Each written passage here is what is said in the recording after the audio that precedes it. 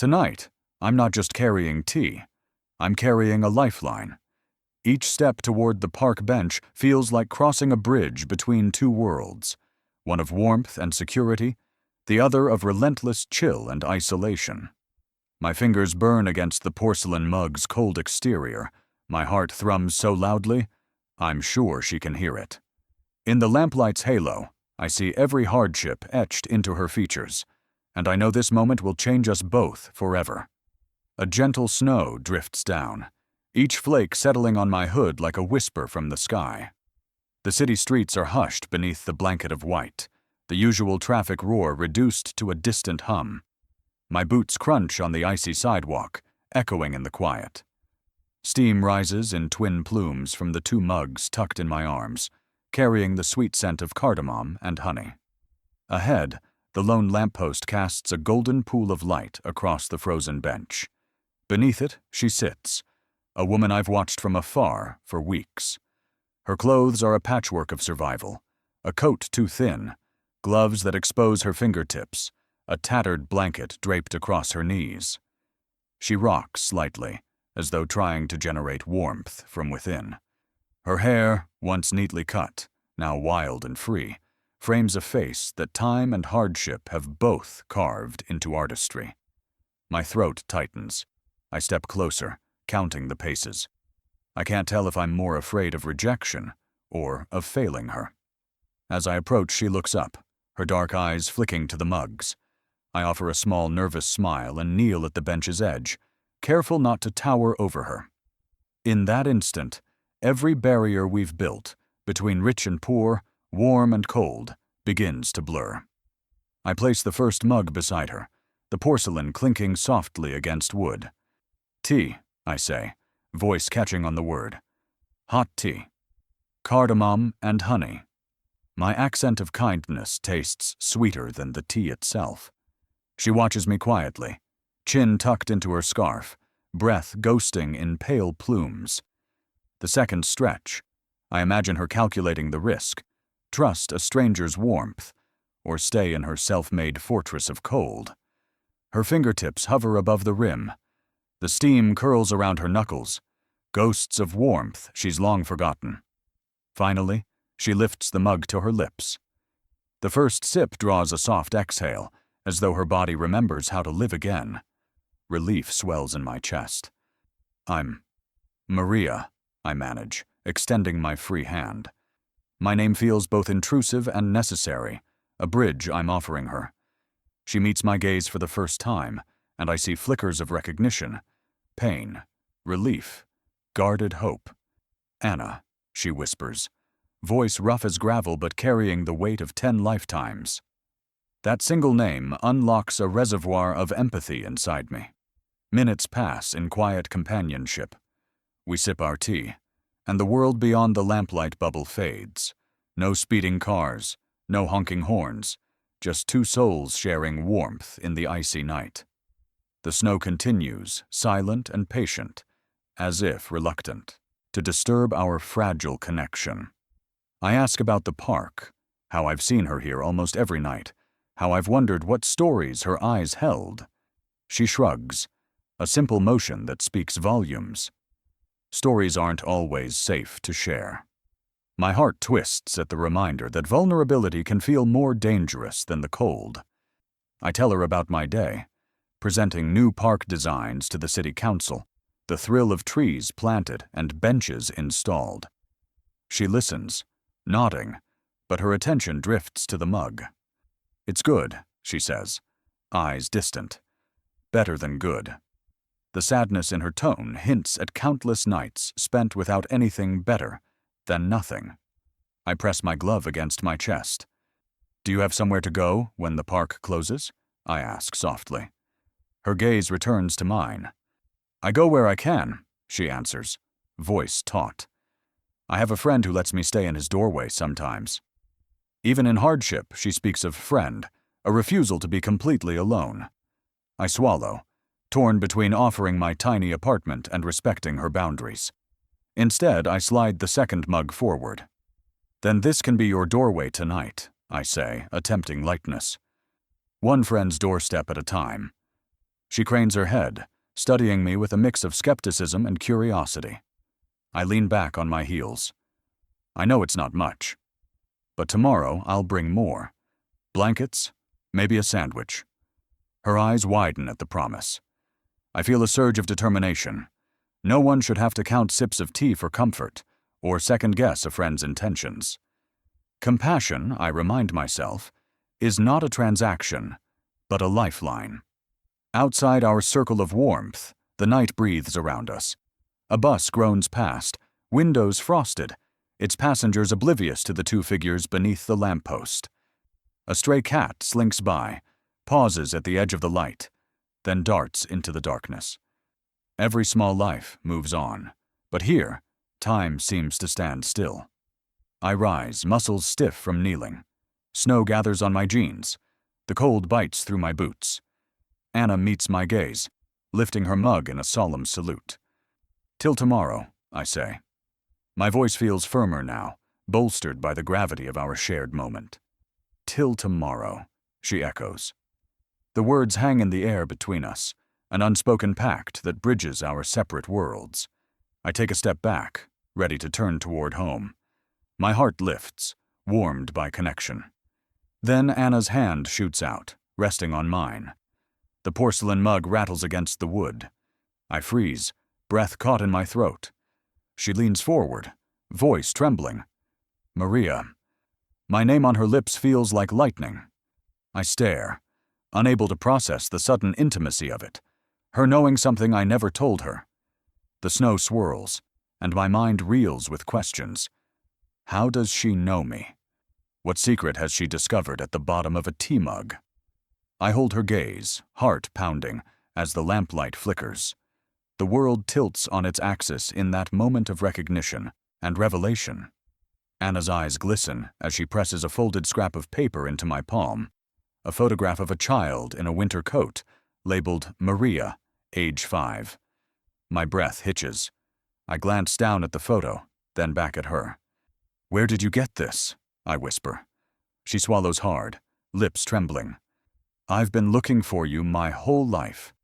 Snow drifts between us as the lamplight wavers, and I realize this tea was only the beginning of a story I never knew I had. Her voice cuts through the silence. It's really you, isn't it? My heart slams against my ribs, and the mug in my hand rattles against my palm. For a moment, the world tilts on its axis, snow falling in suspended flakes, the lampposts' glow flickering, the distant hum of traffic fading into nothing. I freeze, breath caught in my throat, as memories I thought buried leap into my mind, laughter echoing through sunlit afternoons, tiny hands slipping into mine, secret forts built behind garden hedges. Anna's eyes bore into mine with an intensity that both terrifies and electrifies me. She waits, patient, unwavering, her gloved hand still resting on the discarded porcelain. The crisp winter air feels suddenly too thin to breathe. I swallow hard, willing time to stop, but it hisses on, each heartbeat drumming in my ears. She presses forward, voice low and steady. You always liked to draw, she says, tone gentle but urgent. I found your sketchbook under the oak tree. The one you left behind at 12. My pulse surges. The oak tree, our secret refuge, ringed by wildflowers in summer, our throne in childhood games. How could she possibly know? I open my mouth to deny it, deny everything. But the words catch, warped by shock and longing. Instead of a refusal, I whisper, I don't know what you're talking about. Anna's lips curve in the faintest of smiles, as if she's both comforting me and pulling me closer into her world. She reaches into the depths of her coat, layer upon layer of scavenged fabric, fingers brushing against something solid. My throat tightens in anticipation. She draws out a familiar object, the leather-bound sketchbook of my childhood, its edges worn and pages yellowed. My breath hitches. I trace the embossed cover with trembling fingers, my drawings of sailboats, of summer skies, of two children chasing fireflies beneath the oak. Each line is a whisper from a past I thought forgotten. You always drew us here, she says softly, opening the book to a page marked with my childish scrawl. Maria and Anna, forever. Her finger follows the ink, and I feel tears sting my eyes. How did she keep this all this time? How did she even find me under layers of ice and snow? I step back, the bench creaking under the sudden shift of my weight. My scarf tangles, and I yank it free, as if physical motion could shake off the weight of her revelation. Where did you? I begin, voice trembling. She folds the sketchbook into her arms and stands, rising with a grace born of necessity. The lamplight glints on her tear-bright eyes. I never stopped looking, she replies. Every winter, every spring, I return to this bench, hoping you'd come back. I swallow, words lodged in my throat like icicles. My family. They moved away. I trail off, guilt and relief warring in my chest. She nods, as though she already knows the story. Her gaze drifts upward, to the oak tree just visible beyond the park's edge, its branches heavy with snow. I waited here, she says. Every night we used to watch the sunset from that tree. I thought if you ever came back, you'd come here too. A wave of regret crashes through me. The years I spent safe in my home, the windows warm and locked, while she wandered these streets, sketchbook clutched to her heart. I was a ghost in her story. She lived in the margins of my past, invisible to me until tonight. I kneel beside her again, heart pounding with urgency. Anna, I am so sorry. My voice cracks, and she places a gentle hand on my shoulder. Her touch is firm, forgiving. I'm not here for apologies, she whispers. I'm here because we belong together. You said that once, under the oak. You promised we'd always find our way back to each other. The memory unfurls like a golden ribbon. A sun-drenched afternoon, the two of us pressed against rough bark, whispering vows like queens of a secret kingdom. I feel the warmth of that day wash through the cold night, softening the edges of my fear. Anna stands and holds out the sketchbook. My fingers close around it, the leather supple and familiar. I tuck it under my arm, the lines of my childhood sprawling beneath my coat. The snow swirls around us, but now it feels less isolating and more like a gentle hush, a blessing on our reunion. In the distance, a bus rattles past, headlights cutting bright paths through the swirling flakes. I glance at the mug I abandoned, still half full, steam dancing in the glow. The simplest cup of tea led me here, to a moment suspended between past and present, pain and possibility. Anna steps closer, her breath fogging in the lamplight. There's so much I need to tell you, she says, and you need to hear why I disappeared. My heart catches. I'm listening, I promise, voice steady now. She lifts her chin, determination shining in her eyes. Then let me show you where it all began again, under that oak tree. Together, we rise and walk side by side, toward the dark silhouette of the tree at the park's edge. Each step is a bridge across lost years, each crunch of snow beneath our boots a drumbeat of new beginnings. As we reach the oak's gnarled trunk, Anna places a hand on the rough bark and pushes aside a hidden panel, carved long ago. My breath catches. Inside is a small wooden box, its lid bearing our childhood initials. She turns to me, eyes shining. Open it. My fingers tremble as I lift the lid, revealing a secret that will change everything I thought I knew about my family, and about Anna's disappearance all those years ago. The photograph trembles between us, a snapshot of a happier time I almost forgot. Under the lamppost's halo, snowflakes drift like silent confessions. I clutch the faded photograph in shaking fingers, eyes fixed on the two grinning children beneath a blazing summer sun. Wind-tousled hair, sunburned cheeks, laughter frozen in silver emulsion. It's us, Anna and me, two halves of one childhood soul. My breath hitches. How long has it been since I held this image? 20 years? I lean closer, tracing the outline of my younger self, freckles dusting a startled grin, arms thrown wide in the joy of endless possibility. Beside me, Anna's face glows with that same fierce delight, eyes sparkling as if to say, "We're invincible." Snow settles on the photograph's corners, and I realize I've been holding it in midair. My chest tightens with regret for the years we lost. Each echo of her laughter a ghost in the cold. I fold the photo gently in half, careful not to crease its brittle paper. Anna's voice is soft as falling snow. "Do you remember that day?" I shake my head, voice buried in memory's tangle. "Just fragments." I swallow, throat raw. "Your birthday picnic. You brought a chocolate cake, and I ran off with the balloons." She smiles, eyes bright in the lamplight. "You got tangled in the oak's roots and face planted into clover. Covered in grass stains, you cried, because you thought you'd ruined the cake."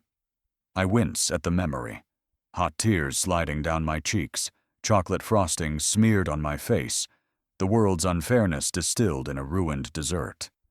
And yet Anna hadn't laughed. She tucked a strand of hair behind my ear and offered her own napkin, her voice calm. "We'll fix it together." I inhale, nostrils flaring in the cold air. "I should have stayed," I whisper. "I should never have left." Her gaze drifts upward to the dark silhouette of the oak tree at the park's edge. Its branches, now bare, stretch like twisted arms against the night sky. "You didn't have a choice," she says. "You were taken." My heart stutters. "Taken?" Anna nods, stepping closer so our shoulders nearly touch. The warmth of her coat seeps through my scarf. "I found your missing person flyer in a cafe, an old article that ran after you vanished. I recognized your face from this photo." She holds the image out, the children's smiles a beacon in the snow. "I've spent years chasing every rumor, every lead, hoping to find you." Guilt and longing collide inside me. I look away, eyes stinging. "I thought I was protecting you, protecting us." "From what?" she asks, voice steady but grieving. "What could ever be worse than forgetting the best part of your life?" Her question cuts deeper than winter's chill. I close my eyes, recalling my teenage years, the time I spent locked away in my grandparents' home, removed from the scandal that consumed our family. Protected, yes, but also isolated, hidden behind walls of secrecy and fear. I sacrificed our bond to survive. Tears sting my eyes. I blink them back, but one slips free. The world shifts as grief floods in. Loss, regret, and a fierce need to reclaim what was stolen. Anna reaches out, tucking a stray lock of hair behind my ear. "Don't be sorry," she murmurs. "You did what you thought was right." Her thumb brushes the photo's crease. "But now you're here." I swallow hard. The photograph feels heavy, saturated with memories that demand reckoning. I tuck it into my coat pocket, against my heart. "Tell me everything," I whisper. "From the beginning." She nods, taking a deep breath. "After you disappeared, I didn't know who else to trust. The police closed the case. No leads, no suspects. My grandmother said you'd run away, but I knew you'd never abandon me." Her voice falters. "I left school, slept by that bench, sketched your face over and over, hoping you'd come back." I feel shame and admiration entwined. "You lost so much for me." She shakes her head. "You were my family. I'd live 1,000 winters waiting for you." Her words warm the cold night. We stand in silence, the city's distant glow a muted promise of life beyond our circle of snow and lamplight. My phone vibrates in my pocket, an incoming message from an unknown number. I pull it out, thumb hovering over the screen, but hesitate. Anna's gaze lingers on my face, concern knitting her brow. "Something else?" she asks. I pocket the phone. Just a reminder that this isn't over. The unspoken weight of her words resonates between us. Anna steps back toward the bench, pulling her coat tighter. "We should move," she says. "There's someone waiting for us near the old oak." I nod, tightening my scarf as we trudge through the soft snow toward the tree's massive trunk. Each step crunches, marking our progress toward the next chapter of our story. The oak stands sentinel, its bark rough and familiar under my gloved palm. Anna kneels beside a hollow at its base, brushing away the snow's hush. "Look," she says, revealing a rusted tin box wedged in the roots. She pries it free and hands it to me. My breath catches as I undo the latch. Inside lie folded papers, old letters, a pressed daisy, and another photograph. This one of 3. Anna, me, and our grandmother, arms linked, smiles triumphant. My chest tightens. "Your grandmother wanted us to have this," Anna whispers, eyes shining. "She believed family is stronger than any secret." I fold the photo against my heart, tears spilling over at last. Our past, once scattered like leaves in a storm, begins to settle in place. A distant siren wails through the night, slicing the hush with urgent red and blue promises. Anna clamps, a hand over her mouth as the sound draws nearer. I glance up at the street beyond the oak. Headlights carve bright paths in the snow. "We've been followed," I murmur. Anna's hand tightens on mine. "And they've found us." We exchange a glance, heavy with fear and resolve as the siren crescendos, closing in on our lamplight sanctuary. The ambulance's red lights flicker in the distance, echoing her panic through the quiet park. Every pulse of color, a heartbeat racing toward what neither of us was prepared to face. My breath catches as Anna's eyes track the flashing glow. She presses her hand to her chest, as if trying to still the frantic drum of her own heart. The snow at our feet glitters like shattered glass in the alternating red and white light. A wail of the siren comes closer, weaving urgency into the night air. I drape my coat around her shoulders before she can refuse. It's too large, the sleeves swallowing her slim arms, but I can't bear to see her shiver beneath the lamplight's shadow. Her hair, damp with melting snow, sticks to her forehead in cold rivulets. She shakes her head, tightening the blanket around her knees. "No," she whispers, voice brittle but determined. "I have to face this." I want to argue, to pull her into safety, but a fierceness in her gaze stops me. Her eyes, once wary and sad, now ignited with resolve, meet mine. "I found you," she says, voice low but unwavering. "I've been searching for you since my world fell apart. I won't let fear chase me back into the shadows." My chest tightens with admiration and guilt. She has carried this burden alone for years, threading her way through rumors and dead ends, while I hid behind my family's shame.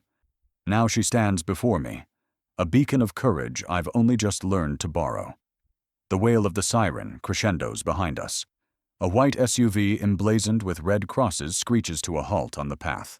Paramedics leap out, 2 men and a woman, bundled in heavy coats over reflective safety vests. They exchange brisk nods and sprint toward a figure stretched on a gurney beneath the street lamp. Anna's hand grips mine, cold against my glove. "Is that for me?" she breathes. I nod, stomach knotting.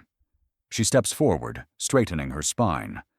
The paramedics pause as they wheel their patient into the light. Beneath blankets and wrappings, I glimpse a frail form. My grandmother's features, lined with time and worry, eyes fluttering beneath closed lids. After years of believing she'd passed away quietly in the care of strangers, here she is, dragged back into my world by the same street that holds Anna's story. The irony cuts deep. I vanished to protect Anna from the scandal that fractured our family, only to have my grandmother pulled into the scandal's wake. A paramedic notices Anna and gestures. "Miss, can you confirm identity?" His voice is professional, but I hear the tension beneath. He's handled lost souls and mistaken identities before. Anna steps closer, smoothing her coat with deliberate calm. "Yes," she says crisply. "She's my grandmother." The paramedics exchange a look. One murmurs into a radio, "Subject identified. Prepare for transport to Saint." Mary's the gurney jolts as they load my grandmother into the ambulance's back. Anna releases my hand and slips past the staff into the vehicle's rear compartment. "Grandma," she whispers, kneeling beside the gurney. My grandmother's eyelids flutter, and for a moment the two women, locked in time, share a fragile smile. Anna presses her glove to my grandmother's hand. "I'm here," she says softly. "I found Maria, and now I've found you." My heart wrenches as I stand at the ambulance's open door. I remember the night I vanished. Sirens too, but farther away, closing in on other ghosts. I was 12, trembling in the back seat of a black sedan, hurried whispers replacing lullabies. My mother's tear-stained face pressed to the window as they drove away from everything I knew. I closed my eyes and willed the world to forget me. Now, I watch the paramedics secure the doors and close the ambulance's rear hatch. The siren blares once more as the vehicle lurches forward, accelerating down the path. I want to run after it, to hold on until it's safe inside the hospital walls, but Anna grips my arm. "We have to follow," she urges. Her eyes burn with purpose.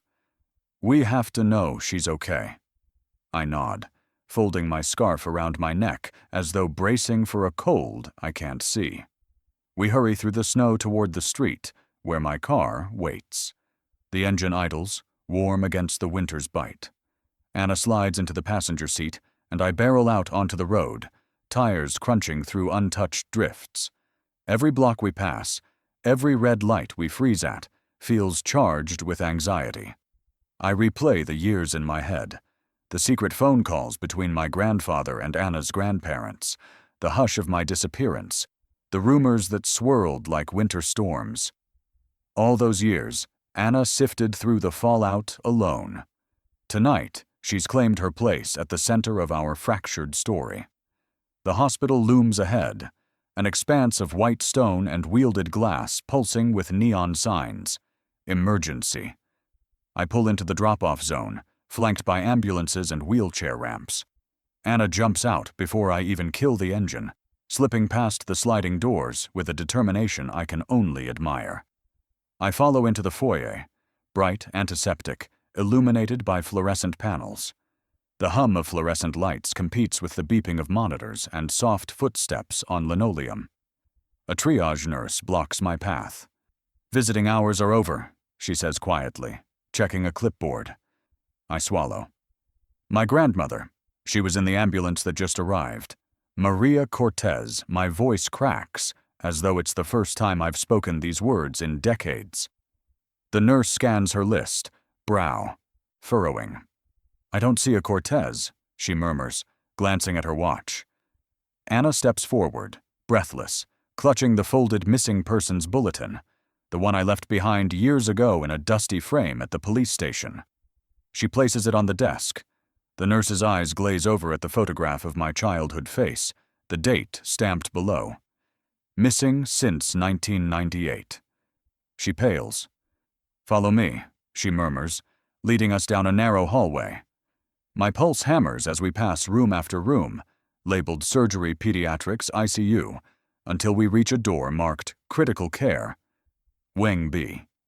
The nurse taps a code into the electronic lock. The door slides open with a soft hiss. Inside, the corridor is dimmer, lined with private rooms and the quiet whir of ventilators. I catch my reflection in the window of a closed door, my face gaunt with worry, eyes rimmed red from tears I haven't released, shoulders slumped like a burden too heavy to bear.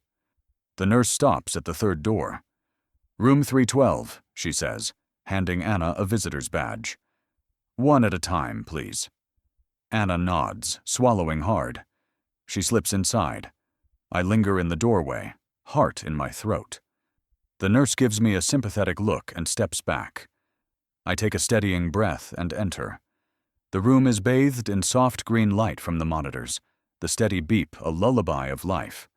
My grandmother lies on the bed, wires and tubes marking her as fragile as a snowflake in summer. Her hand rests on a white blanket, fingers puffy with illness. Anna stands at her side, hand still clasped over my grandmother's. I step forward, vague memories surfacing. My grandmother's gentle lullabies, her soft humming as she braided my hair, her homemade soup on sick days. Tonight she looks so small, so vulnerable. My throat closes. She stirs, eyelids fluttering. Anna brushes a curl from her forehead. "Grandma," she whispers, voice thick. My grandmother's eyes open, a spark of recognition igniting in their depths. She sees me and Anna side by side, two halves of her heart reunited. A weak smile curves her lips. She tries to speak, but the ventilator pauses her words. Anna leans in close, lips moving silently as she mouths, "It's me. I'm here. We're together now." Tears spill down my cheeks as I step closer, kneeling at the bedside. My grandmother's gaze shifts to me, her granddaughter who vanished into legend, who returned carrying her daughter's hand. The years dissolve in that moment. The soft hiss of oxygen, the faint beep of monitors, the hum of the hospital, a fragile symphony underscoring our reunion. Outside, the world moves on in snow and silence, unaware of our family's long-awaited reckoning. A uniformed officer appears in the doorway, badge glinting under the fluorescent lights. He holds out a small vintage name badge, Maria Cortez. My grandmother's hand flutters. Anna's eyes widen. The officer clears his throat. "I believe this belonged to your mother. She left it with me. Years ago, he extends his hand. And in that simple gesture, a new chapter in our shared story begins."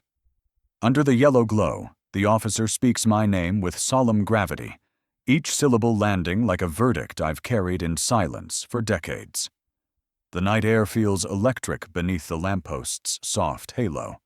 Snow drifts down in slow swirls, settling on the bench and the officer's polished boots. I stand beside Anna, both of us wrapped in the shared warmth of our coats, breath steaming between us like whispered prayers. The officer's badge catches the light, a small sunburst of authority in the darkness. "Maria Cortez?" he asks, voice low and measured. My heart hammers against my ribs, hard enough to shatter glass. I nod, though the movement feels heavy, as if I'm awakening from a long dream. He unfolds a battered missing persons bulletin, its edges yellowed and corners curled. Under the flickering lamp, the photograph within comes into focus. A younger me, hair tousled by summer wind, eyes bright with innocence. Beneath, typed in stern black letters, "Missing since 1998.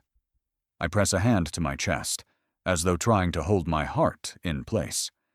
Anna's fingers tighten around mine, her silent support grounding me in this moment of reckoning. The officer's breath misted in the cold. "Your grandmother filed this," he says quietly. "When you vanished, she never stopped searching." Anna's eyes fill with tears. She steps forward. "I followed every lead," she admits, voice trembling but fierce.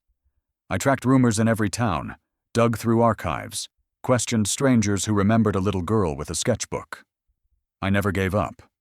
A wave of gratitude and shame surges through me. Shame for the life she endured alone. Gratitude for her unwavering faith. I didn't know." My voice cracks, fragile as ice. The officer nods, tucking the bulletin back into his coat. From an inner pocket, he withdraws a sealed envelope, its paper brittle and stained by salt air. The flap bears elegant looping script. My grandfather's handwriting, unmistakable even through the years. My breath catches. I step closer, hand outstretched. The envelope feels impossibly heavy, burdened with decades of secrets. I trace the cursive on the flap. "To my granddaughter, Maria." A tremor runs through me. This is the first time I've touched anything from his final days. Anna watches me, eyes bright with anticipation and fear. "He wrote it when he docked in Marseille," the officer explained softly. "He said if he never made it home, this would lead you back to him." Memories flood me. Summer winds whipping the sails on the old fishing boat. My grandfather's laughter echoing on the quay. His promise to protect me from storm and shadow. I hear his voice, warm and low. "If ever my path diverges from yours, follow this letter." Anna's hand hovers over mine until I fold my fingers around hers. "We found it buried in an archive," she whispers. "Hidden beneath ship, manifests. My pulse accelerates, each beat a drum heralding my past's return. I step back, drawing a deep breath. The envelope's seal holds more than words. It holds the key to every unanswered question, every ghost that haunted my childhood. The officer steps aside, his duty done. "I'll leave you to it," he says. "Take care." He disappears into the night, leaving Anna and me alone beneath the lamplight. The city around us feels suspended, as though waiting for the next confession. I cradle the envelope in both hands, hesitating at the seal. My fingertips brush the embossed wax, a crimson rose stamped by my grandfather's own hand. My heart threatens to burst. Anna's presence at my side steadies me. "Ready?" she asks, voice both gentle and urgent. I nod, swallowing the lump in my throat. A single tear slips free, glittering in the lamplight before vanishing into the snow. I press my thumbnail against the wax and slice through it, the seal cracking with a soft pop that echoes in the hush. The flap lifts, revealing the aged paper within. My breath catches as I peel back the top layer. The first lines shimmer in candle-lit brown ink. "My dearest Maria, if you are reading this, my voyage ended where I could not return. Know that every storm I weathered for you. I write to guide you back to the truth I hid, to the family you deserve." My eyes blur on the next lines. Mention of a hidden ledger, names that shift the ground of my reality, references to a betrayal that drove him to silence. Each word pulses with the weight of his love and his regret. Anna slips closer, her breath warm against my ear. "What does it say?" she murmurs. I swallow. "He writes of debt owed to a friend, a promise broken," I whisper, voice trembling. "He says the truth lives where the seas meet the sunrise, at the lighthouse our family once owned." A shiver ripples through me, not from cold, but from the realization that my grandfather's last instruction will lead us to the final piece of our fragmented past. I refold the letter, eyes closing as I commit each phrase to memory. Find the lighthouse. Bring light to the shadows. The snow swirls around us. The lamplight wavers, casting dancing silhouettes at our feet. I tuck the sealed envelope into my coat, pressing it close to my heart. Anna squeezes my hand. "We'll go at dawn," she says firmly. "Together." I nod, heart still racing. The night stretches before us, full of possibility and peril. I step away from the bench, head swirling with my grandfather's final words. "Trust no one but her," and glance back at Anna. She stands resolute, eyes shining with unspoken questions. Above us, the lamppost flickers, and in that moment of darkness, a shadow detaches itself from the nearby oak, a figure in a long coat watching us. My breath catches. Who else knows this secret? And what will they do to stop us? I unfold the yellowed parchment. Each line bleeds regret and love, the ink still faintly scented of brine and soot from 100 nights at sea. My fingers tremble as I smooth the paper out on my palm. The edges are brittle, frayed by salt air and time, yet the words remain clear, my grandfather's faithful hand preserved in looping script. The lamplight from the street lamp filters through the nearby window, spotlighting each sentence as though guiding me through his final confession. Snow drifts past the glass in slow spirals, but inside, the world tilts toward those heartfelt lines. My dearest Maria, if you hold this letter, know that my voyage reached its twilight without me. I write to bridge the gap I forced between us, to bring light to shadows I once thought necessary. Tears sting my eyes. Every word pulses with the ache of his absence, the weight of choices he made to shield me. I trace the flourish of his signature, Edward Cortez, and breathe in the ghosts of memories I barely allowed myself to keep. He writes of a sacred pact formed on the rolling decks of the SS Marisol, when the horizon bled into dawn, and two men, brothers in arms, vowed loyalty above all else. He describes the moment he fell ill off the coast of Greenland, fever and frost searing his lungs, and how his closest friend, Elias Cairo, carried him below deck to safety. In gratitude, my grandfather penned a promise. If ever one outlived the other, the survivor would seek out the other's bloodline and protect it as his own. Elias and I pledged our lives to each other. When I felt the cold seeping beyond my bones, I passed to him a battered tea flask, our symbol of warmth in the abyss, and charged him with your care. My breath hitches at the mention of the tea flask. I close my eyes and taste that warm brew on my tongue, the sweet swirl of cardamom and honey that once banished winter's bite from my childhood cheeks. I remember sitting on my grandmother's lap, the flask pressed into my small hands as she sipped from it, her eyes crinkling in comfort. My grandfather's silhouette in the doorway, gentle and watchful. How many seasons have passed since that innocent moment? I lift my gaze to Anna's face, luminous beneath the lamplight. She watches me, anticipation and sorrow mingled in her eyes. He left it behind on the marbled console of the captain's cabin, she murmurs, as though reading my thoughts. That console holds the final clue. I nod, folding my fingers around the letter's edge. My grandfather's plea for forgiveness is etched into every line. Forgive me for vanishing into legend, but know I did so to keep you safe. Fear and debt shadowed our family's name, and I could not bear to let you inherit that darkness. A fresh wave of guilt and gratitude crashes through me. He sacrificed everything, home, reputation, perhaps even his life, to spare me the burden he carried. I swallow, voice thick as we speak the words together. He begs my forgiveness. Snow accumulates on the sill behind me, a silent metronome to my racing heart. Outside, the city sleeps under winter's hush, oblivious to the storm of revelations brewing in this humble park pavilion. Each line of the letter beckons me deeper into a legacy I was born to inherit, a story I must now unravel. I move to the window and gaze toward the harbor's direction, where dark waters lap against rusting hulls. The distant glow of a lone lighthouse beacon pulses like a heartbeat. My grandfather's words tug me toward that light. Seek the console where the sea meets sky. There, beneath the captain's chart, lies the map to our family's redemption. The console, once a gleaming brass panel of navigational instruments, has long since been retired. Rumor said it was replaced after that fateful voyage, sold at auction to a private collector. But the collector vanished too, swallowed by debts of his own. Now, the console is whispered to rest in a forgotten corner of the Maritime Museum, its secrets locked behind glass and guards. Anna steps forward and places a comforting hand on my arm. I found records of the auction, she says. It changed hands twice. Last known owner lives in a seaside cottage just beyond the breakwater.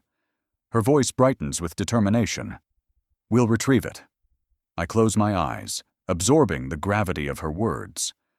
The final hunt will take us to the edge of land and into the heart of my grandfather's world.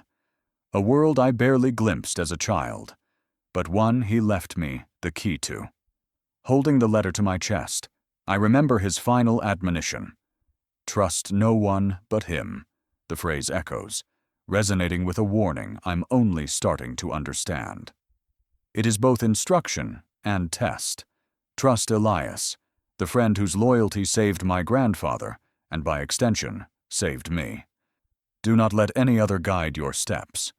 The wind stirs, sending a gust rattling the pavilion's windows. The letter flutters from my grasp and drifts to the floor. I bend to retrieve it, each motion measured, fear mingling with resolve. I refold the parchment with reverence, pressing it once more to my heart. Anna watches me, her own breath fogging in the cold. We leave at dawn, she says. Her voice is steel tempered by warmth. I'll drive us to the museum, then to the cottage. I offer a small, grateful smile. Thank you, I whisper, the weight of his legacy settling into purpose.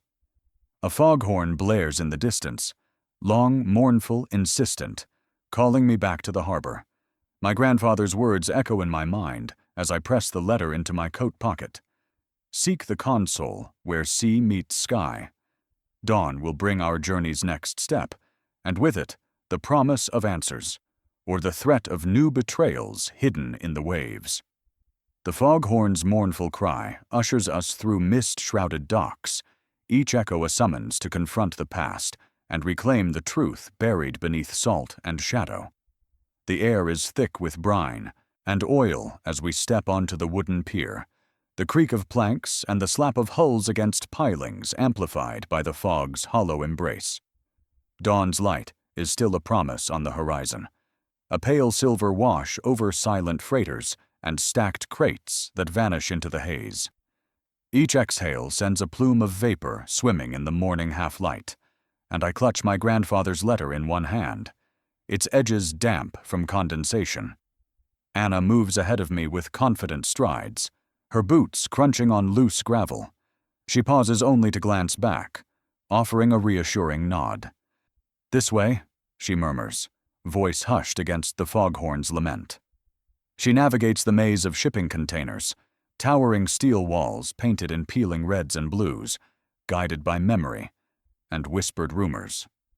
I follow, heart pounding as though I, too, can hear my grandfather calling out my name from a distant deck.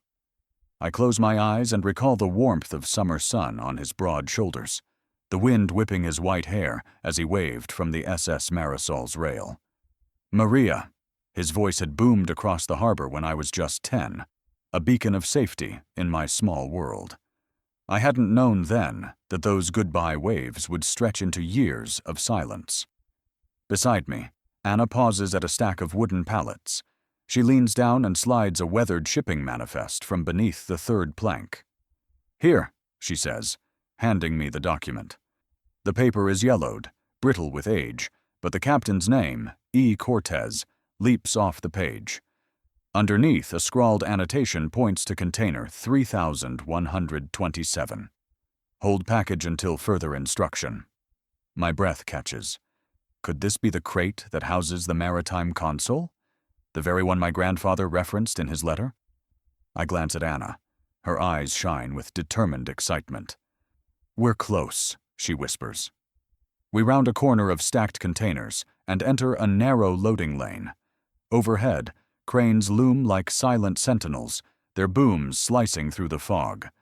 A solitary lamppost flickers, casting a pool of dim light on a single unmarked container, bright orange, chipped at the edges, its serial number matching the manifest.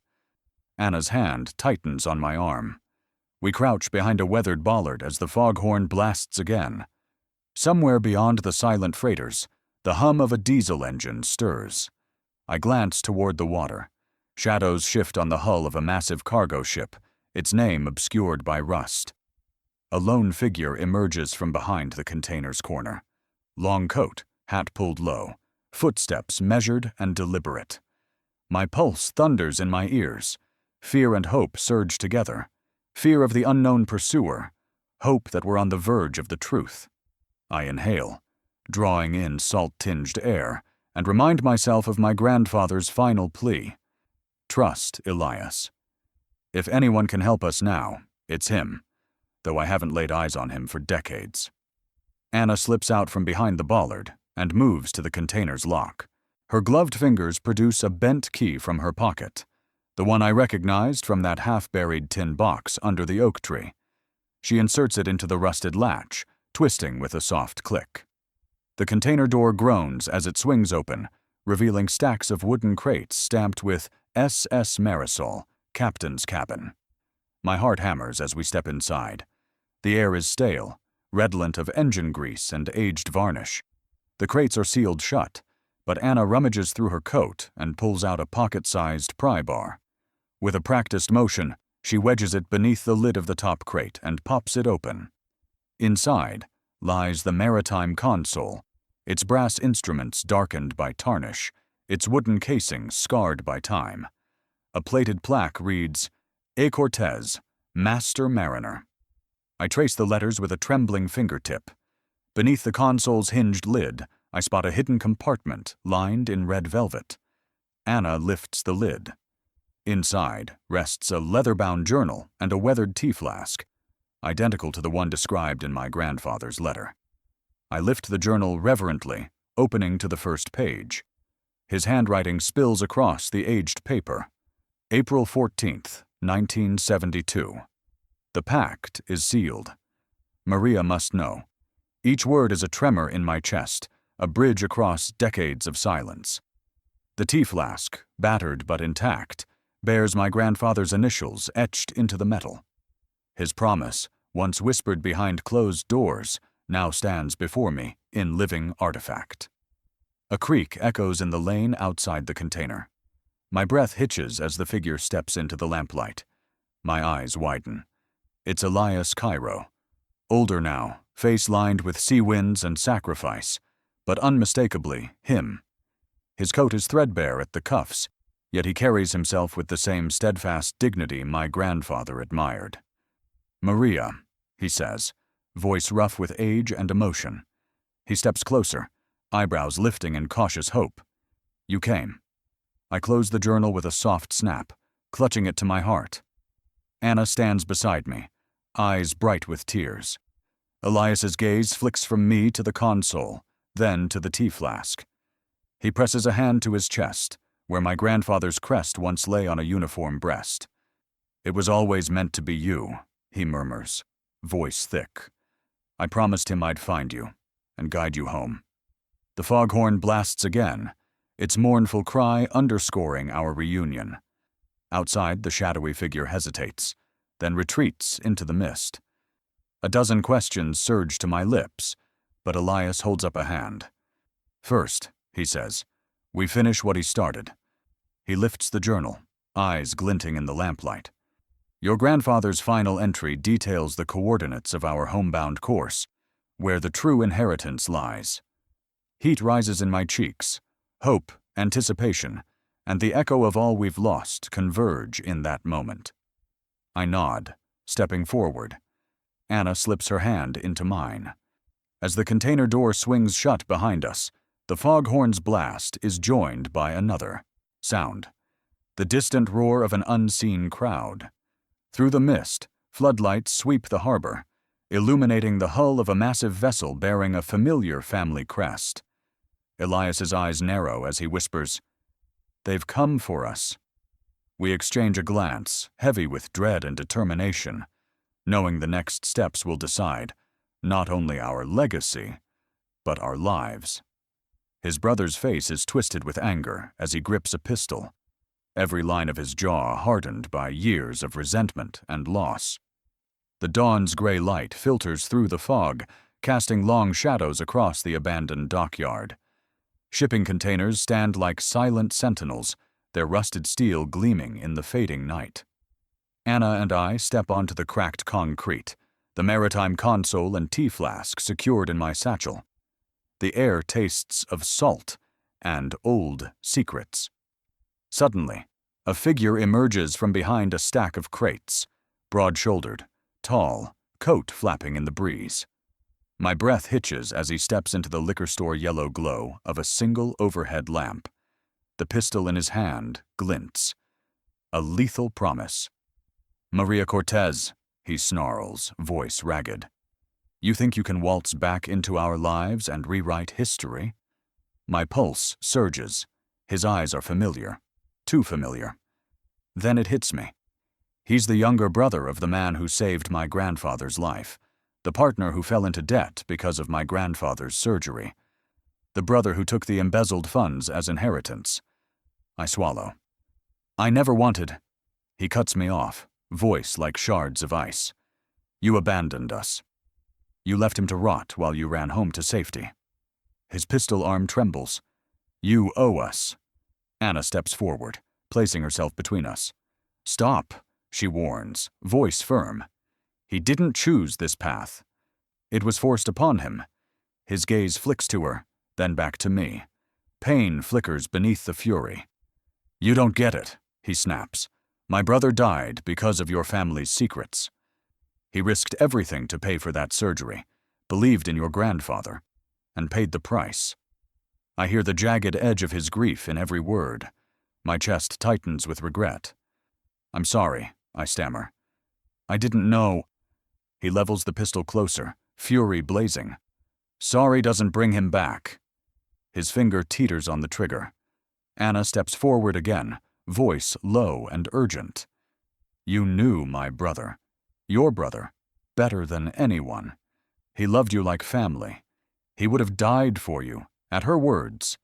The shooter's jaw clenches. His eyes harden, but I see a crack in his armor of rage.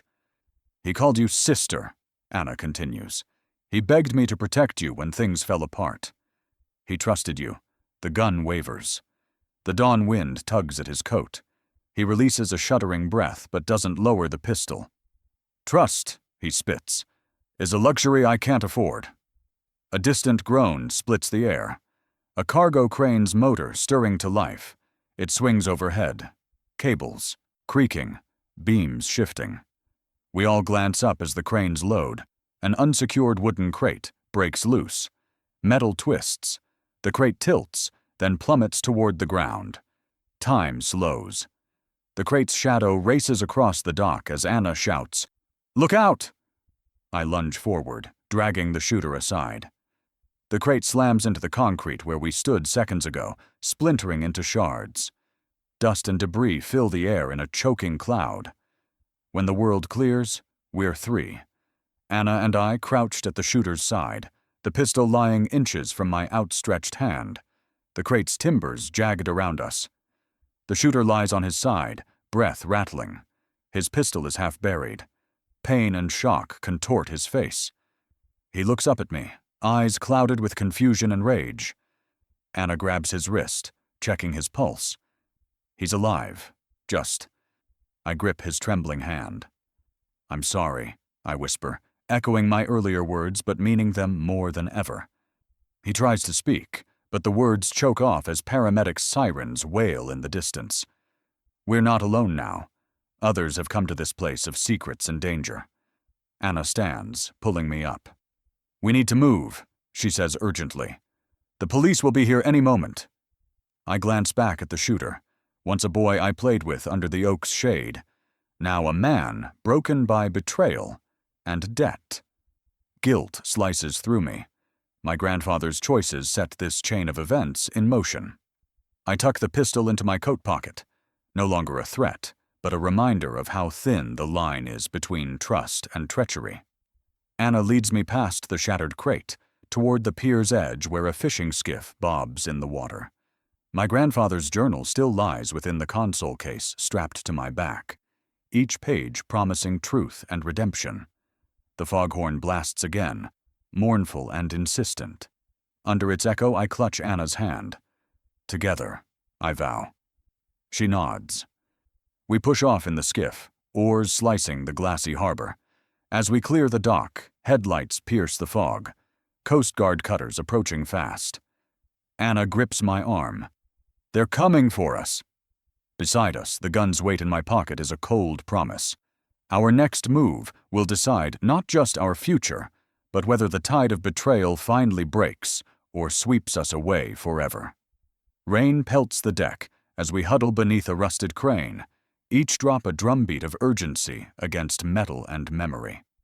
The wind whips sheets of rain across the abandoned freighter's deck, turning every surface slick and treacherous.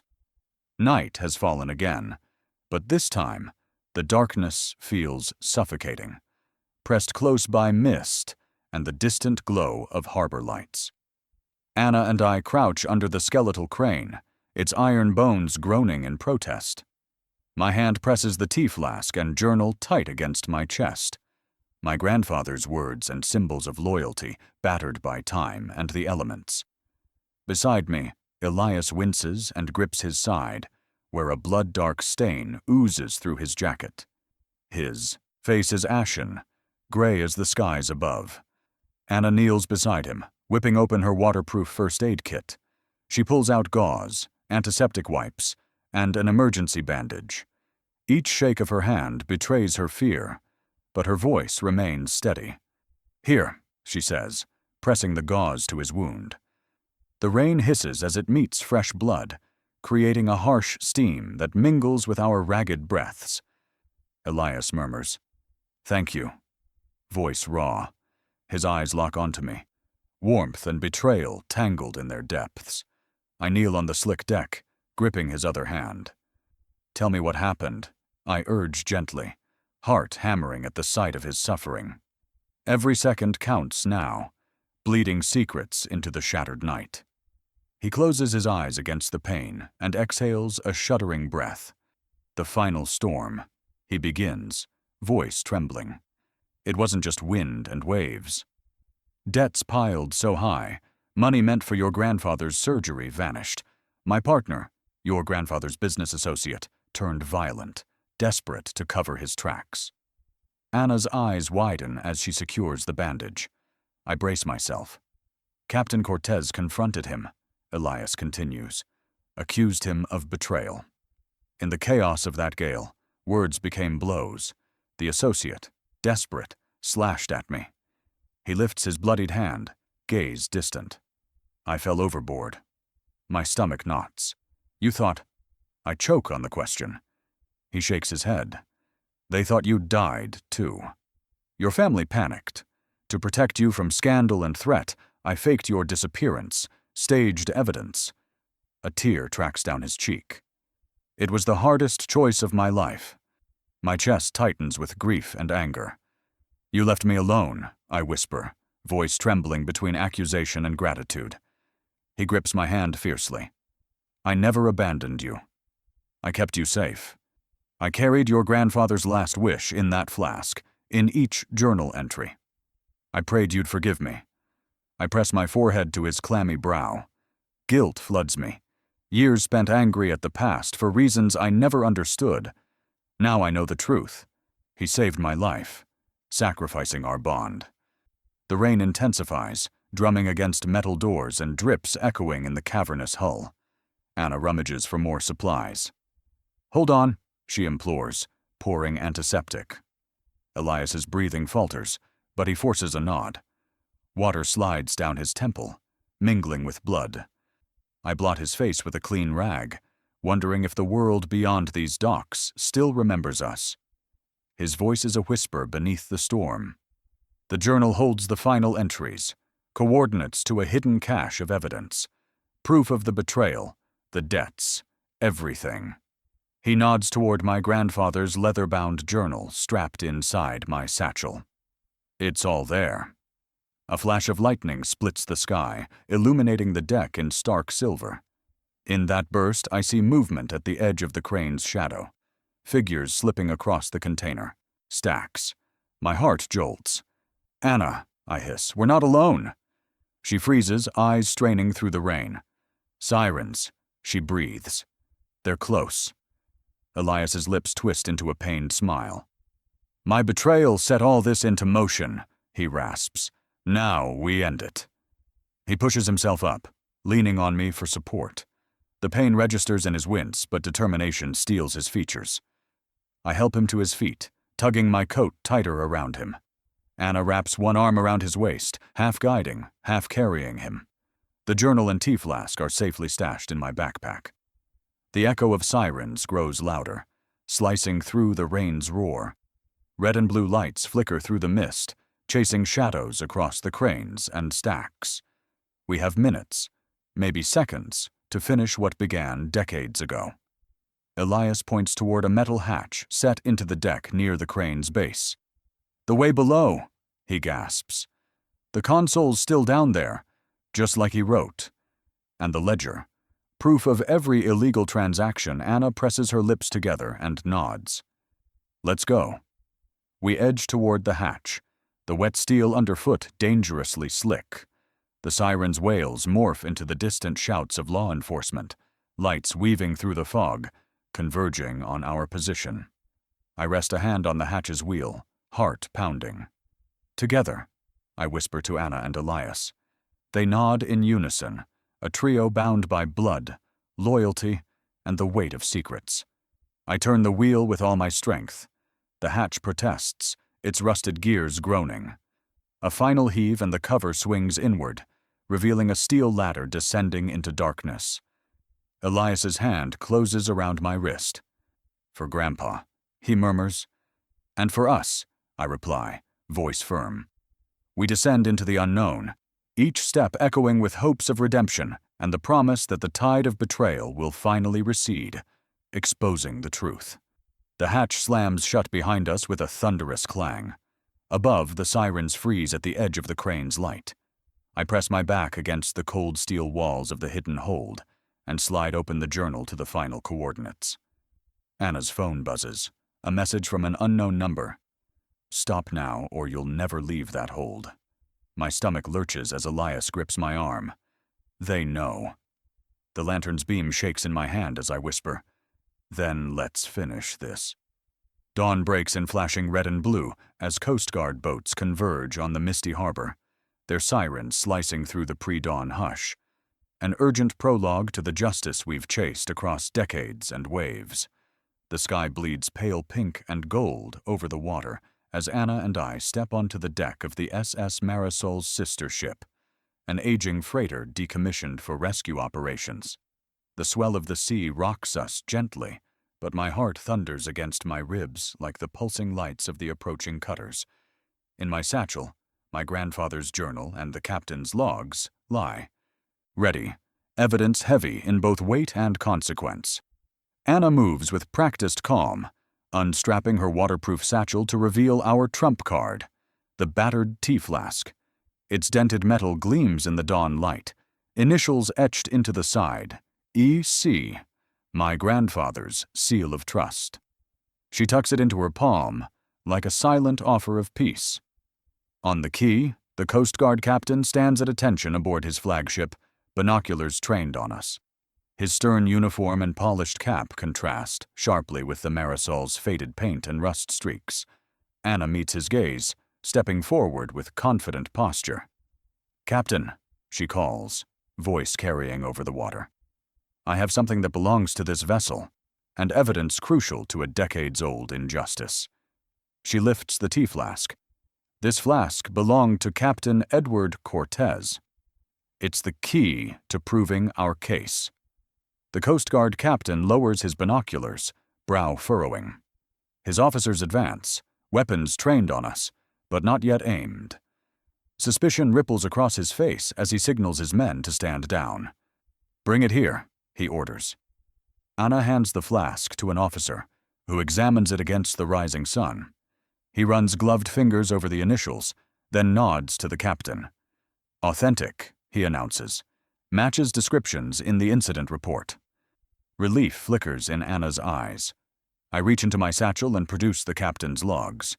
Weather-worn pages of sea charts and ledger entries, including the coordinates we followed under Elias's guidance. I lay them on the deck's railing for the captain's inspection. He flips through the pages, eyes widening as he reads. "These entries. These are official records," he asks, voice low. I nod. My grandfather documented every transaction, every debt, every promise he made. And the letters. I tap the journal at my side. Anna retrieves the bound journal and passes it to the cautious officer. He thumbs through the final entries, the script turning from resolute to desperate as he nears the oath to protect his granddaughter. The captain exchanges a look with his first mate, a silent conversation of justice reborn. Suddenly the radio crackles. "All units, stand by." The suspect, "No, survivors," have surfaced aboard the freighter. The glow of relief spreads across the Coast Guard crew. They lower their weapons completely, replacing rifles with respectful bows of the head. Anna exhales, shoulders sagging in exhausted triumph. I step beside her, heart swelled by years of absence and hard-won truth. The captain folds the journal carefully. "You've done what no one else could. These records will clear the name of Elias Cairo's brother and expose the conspiracy that claimed 2 lives. Tears pool in my eyes as I glance at Elias, standing a few paces away with a tentative smile. He nods at me, pride and gratitude shining through his pain-lined features. The world feels reborn in that moment. Dawns, light chasing away the shadows of betrayal and loss. The Marisol's deck creaks beneath our feet as we gather the final bits of evidence. Anna secures the logs and journal in a waterproof case. I wrap the tea flask in a cloth. our symbol of hope and endurance. Each step toward the gangway feels like rising from a long, dark dream into reality's embrace. The captain extends his hand. Thank you, both of you. The brother's name will be cleared in court. Your efforts ensure it. I clasp his hand, voice thick with emotion. Thank you for believing us. He nods gravely. Restoring honor is worth every wave. We descend the gangway onto the pier, where flashing lights paint the asphalt in urgent hues. Reporters and cameras cluster at the perimeter, eager for the story that's about to break. The tale of a vanished girl, a betrayed ship, and the granddaughter who carried her grandfather's legacy home. Anna slips her arm through mine as we approach the waiting cruiser. I pause, gaze drifting to the horizon where the lighthouse beam still sweeps the dawn-lit sea. The coordinates in the journal lead straight there, a final step in a journey of promises and sacrifice. She glances at me, eyes radiant. Ready for the next chapter? I nod, swallowing a lump of anticipation and resolve. Let's finish this. We climb into the back of the cruiser, evidence laid out before us. The Coast Guard captain follows, ready to deliver the logs and letters to the authorities. As the vehicle pulls away, the harbor recedes behind us. Cranes, containers, and the Marisol's silhouette etched against the sunrise. As we disembark at the courthouse entrance, Anna hands me a small velvet box, a locket she found tucked inside the journal's final pages. I open it to reveal a delicate portrait of a woman whose face I recognize only in legend. My grandmother as a young girl, holding a baby swaddled in that same tea flask's cloth. My breath catches. Who's the baby? I whisper. Anna's eyes shine with a new secret. Your sister, Amara. The locket's image reveals a woman I've never met. My aunt, her eyes a haunting echo of my own. I clutch the small velvet box in my palm, the locket's weight heavier than any secret I've uncovered so far. Under its glass cover is a delicate portrait. A young woman with dark curls and knowing eyes cradling a newborn swaddled in faded linen. My breath hitches. The baby's features mirror mine. Tiny nose, wide eyes, an unmistakable family resemblance. Anna guides me to a bench beneath a wrought iron gazebo in the courthouse garden. The morning's gold light filters through budding leaves, but here, time feels suspended. She unravels her scarf, revealing the locket's chain worn smooth by decades of handling. Her fingers tremble as she opens it for me to see. Her name was Isabella Cortez, Anna says softly, voice threaded with awe. Your grandfather's sister. My mind reels. Grandfather Edward never mentioned a sister. His journal spoke of loyalty, betrayal, and a pact at sea, but never a sibling. I untangle the journal from my satchel, flipping through pages until I find the entry that mentioned his family, scattered by duty. The words leap off the page with new meaning. My lineage runs deeper than the ocean's depths. I close the journal with a muted thud. Why didn't he ever tell me? My voice cracks, grief and confusion uneven in my chest. Anna lays a comforting hand on mine. He tried, she says, but your aunt's story was complicated. Arranged marriage, secrets to protect, a bitter rift. She reaches into her coat and pulls out a slim leather-bound diary. This is her mother's diary, your great-grandmother's. She documented every twist of Isabella's life. I take the diary, its leather cover cool under my fingertips.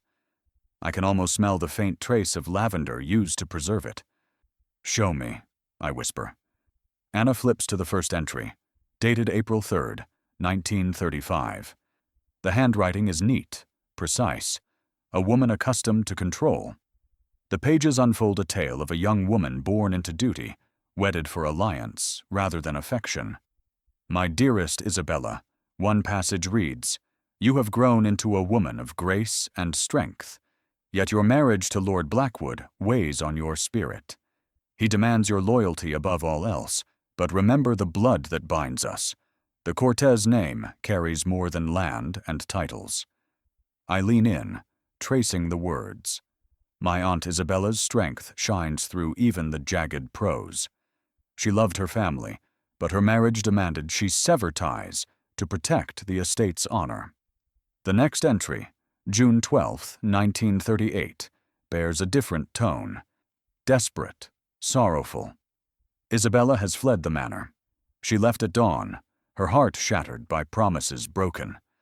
Lord Blackwood's debts crushed us both. Your grandfather was forced to exile her to save our name. A chill runs through me. My grandfather's exile of Isabella was not just by distance, but by silence. He erased her from family history to preserve the legacy he had fought so hard to protect. Anna turns the pages, each entry a thread in a tapestry of pain. August 2nd, 1940. I received word of Isabella's passing in a foreign land. I wish I had the strength to seek her out. The diary ends in heartbreak and regret, the final pages blank as though the writer's spirit had emptied with grief. I close the diary, tears stinging my eyes.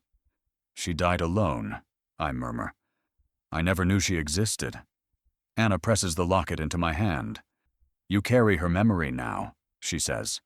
You can honor her by telling her story, mending what was torn.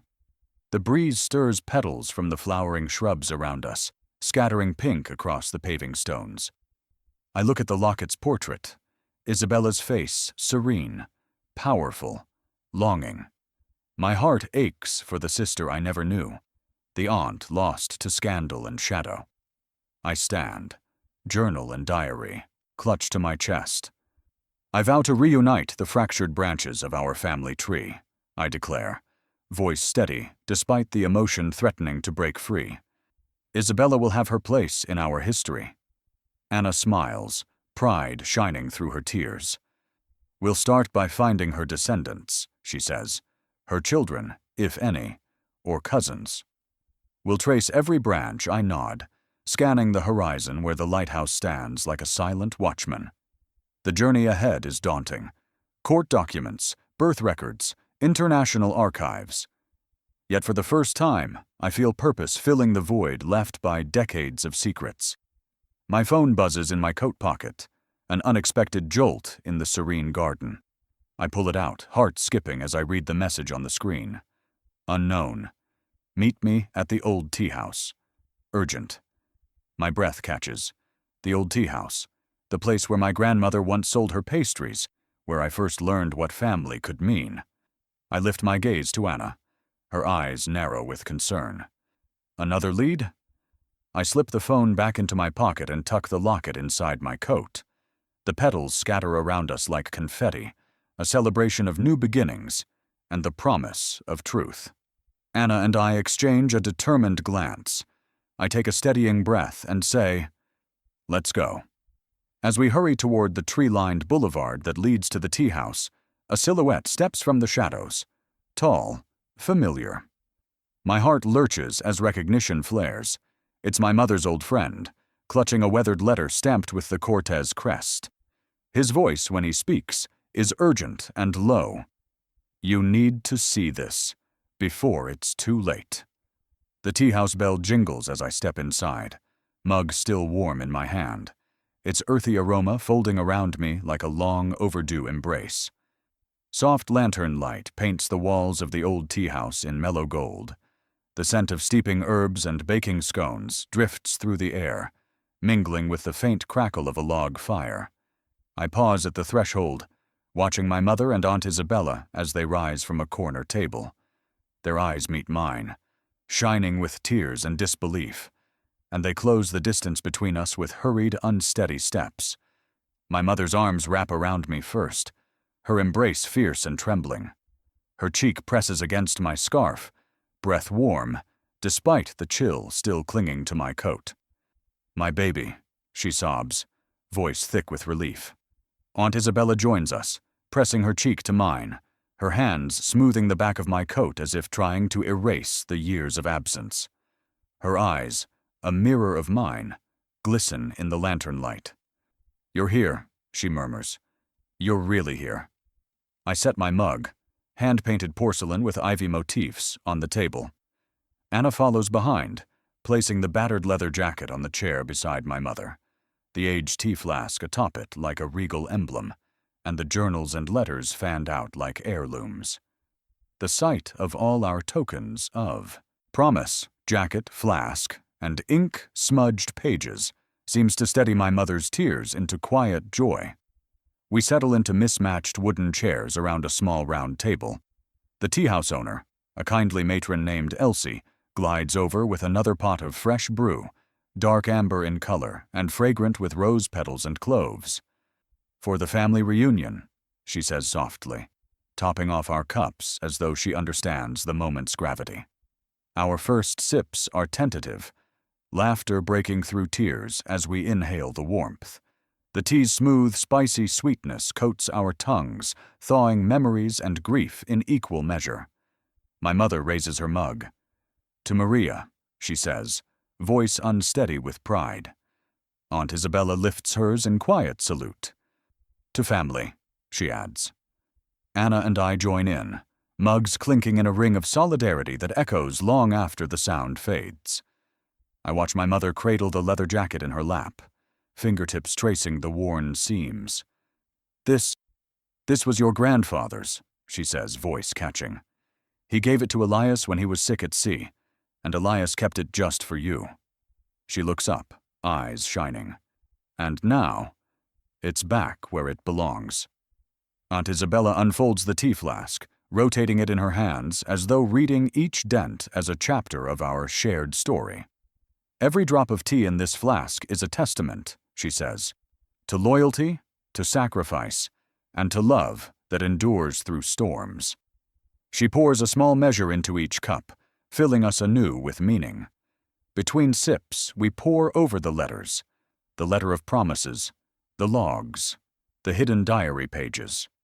My mother's hand trembles as she reads my grandfather's confession to his sister, her mother's anguish laid bare. Anna wipes a tear as she recounts the arranged marriage and the exile that followed. We speak in hushed tones, each revelation binding us closer. Once fractured branches grafted onto common roots. Laughter bubbles up when Aunt Isabella finds a jovial entry about my grandfather's tendency to serenade the crew with off-key sea shanties.